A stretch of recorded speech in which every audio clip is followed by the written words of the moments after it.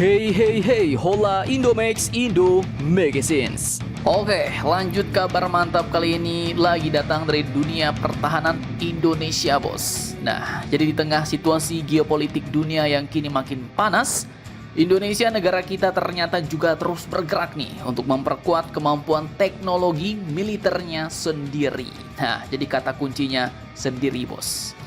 Jadi admin kutip dari akun resmi Batekhan Kemhan RI, baru-baru ini, pada Februari 2026 kemarin di Jakarta, Kementerian Pertahanan Republik Indonesia telah resmi melakukan penekenan kontrak pengembangan teknologi pertahanan yang cukup menarik perhatian nih, bos. Tak main-main, kontrak ini pun mencakup dua proyek penting, yaitu rancang bangun kendaraan taktis full track tahap 2 tahun anggaran 2026 serta prototype high speed aerial target tahun anggaran 2026. Program ini pun melibatkan Badan Penelitian dan Pengembangan Kementerian Pertahanan yang bekerja sama dengan industri dalam negeri, salah satunya PT SAS Aero Sishan, dan tujuannya jelas, bos, yaitu untuk mendorong kemandirian industri pertahanan nasional sekaligus meningkatkan penguasaan teknologi strategis dalam negeri.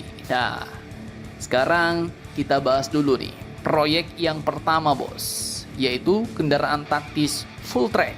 Dari desain yang diperlihatkan, kendaraan ini pun menggunakan sistem rantai seperti tank, bos, namun dengan ukuran yang lebih mungil dan bentuknya lebih futuristik nih. Kemudian dari akun Medef ID sebelumnya menyebut bahwa desainnya cukup mirip dengan kendaraan robot tempur Amerika yang dikenal dengan nama Ripsaw, sebuah unmanned ground vehicle atau robot tempur tank yang terkenal dengan kecepatan dan mobilitasnya, bos. Namun ya, mungkin ada perbedaan.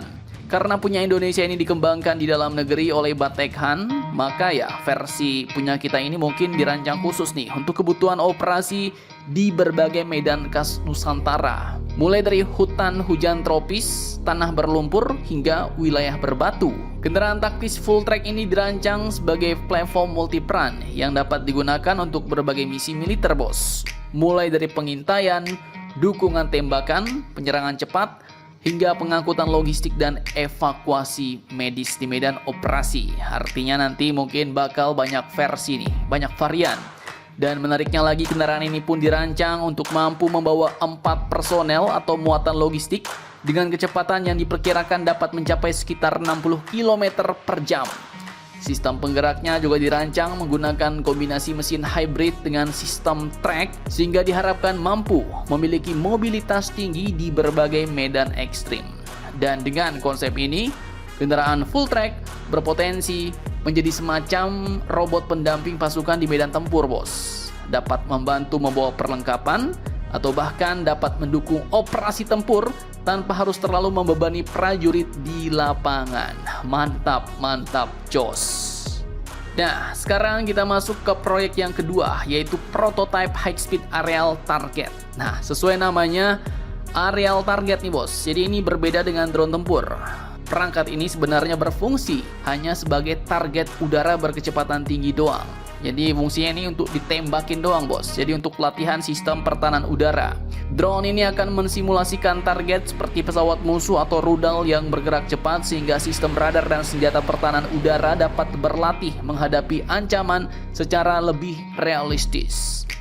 Dalam dunia militer modern, perangkat seperti ini sangat penting, bos. Ini untuk memastikan kesiapan sistem pertahanan udara kita sebelum menghadapi situasi yang nyata, situasi yang real seperti di Timur Tengah, ya kan? Dan melalui pengembangan dua proyek ini, pemerintah pun berharap dapat tercipta sinergi antara lembaga penelitian, industri pertahanan, dan berbagai pemangku kepentingan guna meningkatkan inovasi teknologi serta memperkuat tingkat komponen dalam negeri atau TKDN. Dan langkah ini sekaligus menunjukkan komitmen berkelanjutan Indonesia dalam membangun pertahanan negara yang tangguh, modern, dan mandiri demi menjaga kedaulatan serta keutuhan wilayah negara kesatuan Republik Indonesia. Mantap, mantap, jos. Nah, jadi bagaimana menurut kalian tentang hal ini? Jangan lupa komentar, tetaplah kalian barbar dan jangan santuy terus. Demi Indonesia tangguh, salam Indomax Indo Magazines.